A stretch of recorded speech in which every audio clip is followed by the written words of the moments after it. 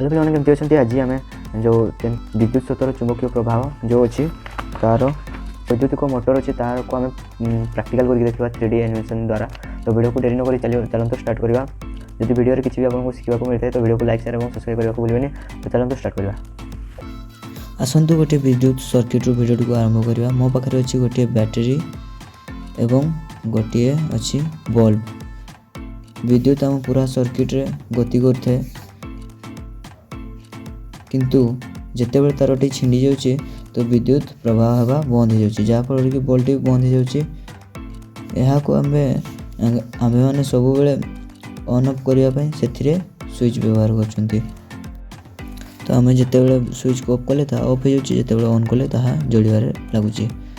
देखिपे जदि आम बैटेरी पार्श्व को बदल देवा माने यहाँ बामर डाण को विद्युत गति कर पार्श्व को बदल देवा तेज डाण बाम को गति कर गति कला बेले बल्ब जल किंतु एमती किसी सर्किट अच्छी जहाँकि विपरीत पार्श्व विद्युत गति कले कार्य करे ना। एवं जानवा आम मैग्नेट विषय। मैग्नेट दुई पार्श्व थाए गोटे हूँ नॉर्थ पार्श्व आ गोटे हूँ साउथ पार्श्व।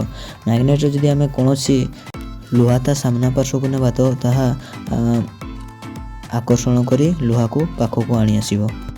जदि आम दुई मैग्नेट को देखा साउथ सहित नॉर्थ पाख को आणले ताहा एकाठी लग जाओ किंतु नॉर्थ सहित नॉर्थ लगे दुई जन मध्य रिपेल सृष्टि करिवो।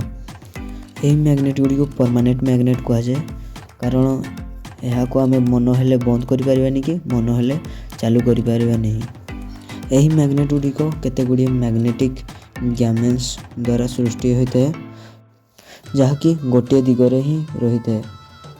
एबे ही मैग्नेट माध्यम छोट होल टी करदे जो कि यह भल भाव घूरी पार्थो किंतु गोटे पार्श्व आउ एक मैग्नेट रखिले ताहा घूरवा को लगे जब पर्यंत कि साउथ और नॉर्थ गोटे पार्श्व न होती। तो ये देखिए साउथ और नॉर्थ एक पार्श्व अच्छा जदि आम मैग्नेट को उल्टेवा देवे नॉर्थ पार्श्व हेले नॉर्थ को विकर्षण करिवो एवं साउथ को आकर्षण करी निज पाख को टाणी आनिबो। जदि आम पुणी थे यहाँ ओलटाइबा तेबे यह पुणी थे घूरवा को लगे।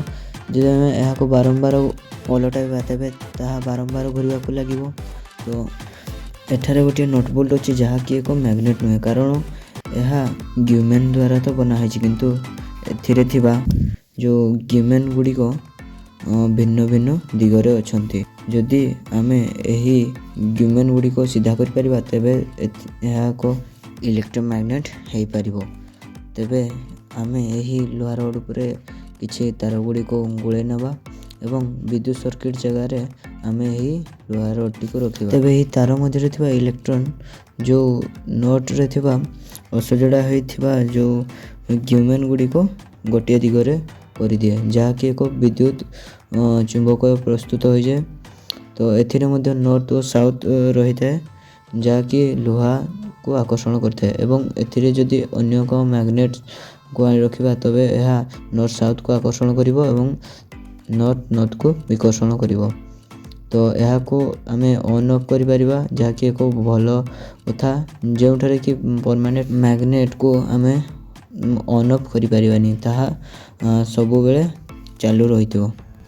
जदि आम बैटेरी को ओलटाई देवा तेबे विद्युत दिग मध्य बदल जाओ जहाँद्वारा चुंबकर दिग मध्य बदल जाओ नॉर्थ साउथ हो जाओ एवं साउथ नॉर्थ हो जाओ।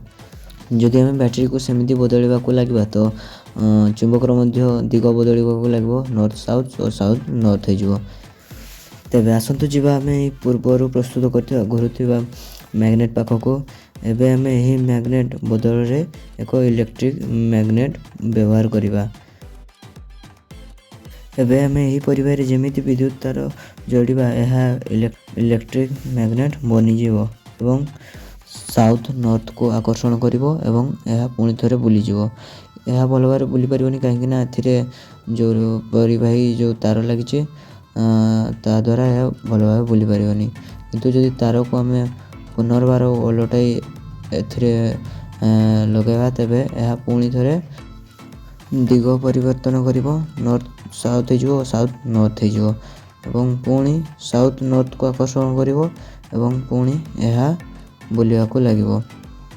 ଏହାକୁ ଆମେ ଯଦି ବାରମ୍ବାର ତାର ଏମିତି ଓଲଟାଇବାକୁ ଲାଗିବା ତେବେ ଏହା ବାରମ୍ବାର ସେମିତି ବୁଲିବାକୁ ଲାଗିବ। ତ ଏହାକୁ ବେଶୀ ପାୱାରଫୁଲ୍ କରିବା ପାଇଁ ଏଥିର ଅନ୍ୟ ପାର୍ଶ୍ୱରେ ଆଉ ଏକ ମ୍ୟାଗ୍ନେଟକୁ ଲଗାଇବାକୁ ପଡ଼ିବ। କିନ୍ତୁ ଧ୍ୟାନ ରଖିବାକୁ ପଡ଼ିବ କି ଅନ୍ୟ ମ୍ୟାଗ୍ନେଟଟି ନର୍ଥ ପାର୍ଶ୍ୱରେ ଥିଲେ ଏହାକୁ ସାଉଥ୍ ପାର୍ଶ୍ୱରେ ରଖିବାକୁ ପଡ଼ିବ। ଏବେ ଏଠାରେ ଯାହା ସବୁ ଦେଖୁଛ ଏହା ଏକ ଇଲେକ୍ଟ୍ରିକ୍ ମୋଟରର ସାଧାରଣ ରୂପ। ଇଲେକ୍ଟ୍ରିକ୍ ମୋଟର ଏମିତି ହିଁ କାର୍ଯ୍ୟ କରିଥାଏ, କିନ୍ତୁ ଏଥିରେ କିଛି ଆଉ ଏକ ମଡ଼ିଫାଏ କରିବାକୁ ପଡ଼ିବ ଯାହାଦ୍ୱାରା କି ଏହା ବାରମ୍ବାର ଘୁରିବାକୁ ଲାଗିବ। ତେବେ ଆମକୁ ସାଇଡ଼୍ ମ୍ୟାଗ୍ନେଟକୁ ଉଠାଇ କର୍ଭ ମ୍ୟାଗ୍ନେଟକୁ ଲଗାଇବାକୁ ପଡ଼ିବ। କିନ୍ତୁ ଆମେ ତାର ଗୁଡ଼ା ହେଇଥିବା ନଟ୍ ବଦଳରେ ଆମେ ଏଠାରେ ତମ୍ବାରେ ଗୁଡ଼ା ହେଇଥିବା ତାରର ଆୟତାକୃତ କରି ବନାଇ ଏଠାରେ ବ୍ୟବହାର କରିବା। ଏହି ତମ୍ବାକୃତ ଆୟତକାରକୁ ଆର୍ମେଚର ବୋଲି କୁହାଯାଏ। ଏଥିରେ ଯଦି ଆମେ ବିଦ୍ୟୁତ ପ୍ରବାହ କରିବା ତେବେ ଏହା ଇଲେକ୍ଟ୍ରିକ୍ ମ୍ୟାଗ୍ନେଟ ପରି କାମ କରିବ, ଯାହାର କି ତଳ ପାର୍ଶ୍ୱକୁ ନର୍ଥ ଓ ଉପର ପାର୍ଶ୍ୱକୁ ସାଉଥ୍ ବୋଲି କହିବା। ଏବେ ଏହା ସେ ପର୍ଯ୍ୟନ୍ତ ଘୁରିବ ଯେ ପର୍ଯ୍ୟନ୍ତ ସାଉଥ୍ ନର୍ଥ ପାର୍ଶ୍ୱକୁ ନ ଆସିଛି। ତାର ବିପରୀତ ପାର୍ଶ୍ୱକୁ ଆକର୍ଷଣ କରନ୍ତି ସେ, ତେଣୁ ଏହା ଘୁରିବାକୁ ଲାଗିଲା। ଯଦି ଆମେ ତାରକୁ ପୁନର୍ବାର ଓଲଟାଇବା ତେବେ ତାହା ପୁନର୍ବାର ଘୁରିବ ଏବଂ ଏମିତି ଯଦି ଆମେ ଓଲଟାଉଥିବା ଏହା ଘୁରିବାକୁ ଲାଗୁଥିବ। କିନ୍ତୁ ଏମିତି ବାରମ୍ବାର ତାର ବଦଳରେ ଆର୍ମେଚରକୁ ଘୁରାଇବା ବହୁତ ଏହି କଷ୍ଟକର କାମକୁ ସହଜ କରିବା ପାଇଁ ଆମକୁ ଆର୍ମେଚରରେ କିଛି ଯୋଡ଼ିବାକୁ ପଡ଼ିବ, ଯାହାକୁ କି ଆମେ କମ୍ୟୁଟେଟର କହିବା, ଯାହାକୁ ଆମେ ଓଡ଼ିଆରେ ବିଖଣ୍ଡିତ ବଳୟ କୁହାଯାଏ। ଏହା ଏକ ରିଙ୍ଗ ଟାଇପ୍ର ଯାହାକି ଆମର ଆର୍ମେଚର ସହିତ ବୁଲିବ। ଏଥିରେ ବିଦ୍ୟୁତ ପ୍ରବାହିତ କରିବା ପାଇଁ ଏଥିରେ ଦୁଇଟି ବ୍ରସ୍ ଲଗାଇବାକୁ ପଡ଼ିବ। ଏହା ସର୍ବଦା କମ୍ୟୁଟେଟର ସହିତ ଲାଗିବା ପାଇଁ ଏଥିରେ ସ୍ପ୍ରିଙ୍ଗକୁ ବ୍ୟବହାର କରାଯାଇଥାଏ। ଏଥିରେ ବିଦ୍ୟୁତ ବ୍ରସ୍ରୁ କମ୍ୟୁଟେଟରରୁ ତମ୍ବା ତାରରୁ ପୁଣି କମ୍ୟୁଟେଟର ପୁଣି ବ୍ରସ୍ ଦେଇ ପୁଣି ଚାଲି ଆସିଥାଏ। ଏବେ ଯେତେବେଳେ କମ୍ୟୁଟେଟର ଘୁରିବ ତେବେ ଆର୍ମେଚର ରିଙ୍ଗ ମଧ୍ୟ ଘୁରିବ, ଯାହାଦ୍ୱାରା କି ତାର ପାର୍ଶ୍ୱ ପରିବର୍ତ୍ତନ ହେବ ଏବଂ ପୁନର୍ବାର ତାହା ଘୁରିବାକୁ ଲାଗିବ। ଏହିପରି ବିଦ୍ୟୁତ ମୋଟର କାର୍ଯ୍ୟ କରିଥାଏ ଏବଂ ଏହା କୌଣସି କ୍ଷେତ୍ରରେ ନ ରଖି ବାରମ୍ବାର ବୁଲିବାକୁ ଲାଗିଥାଏ। ଏହାକୁ ଆହୁରି ପାୱାରଫୁଲ୍ କରିବା ପାଇଁ ଏଥିରେ ଥିବା ତମ୍ବା ତାର ଟର୍କକୁ ଅଧିକ କରିବା ପାଇଁ ପଡ଼ିବ। ଅଧିକ କରିବା ପାଇଁ ହେଲେ ଏଥିରେ ଆଉ ଏକ ଆର୍ମେଚର ଲଗାଇବାକୁ ପଡ଼ିବ, ଯାହାଦ୍ୱାରା କି ଇଏ ଆହୁରି ପାୱାରଫୁଲ୍ ହେଇଯିବ। ତ ଦେଖିପାରୁଥିବେ ଏଥିରେ ଅଧିକ ଆର୍ମେଚର ଲାଗିବାରୁ ଏହା ଅଧିକ ସ୍ପିଡ଼ରେ ବୁଲିବାକୁ ଲାଗୁଛି, ଏହାର ଟର୍କଟା ବଢ଼ିଯାଇଛି।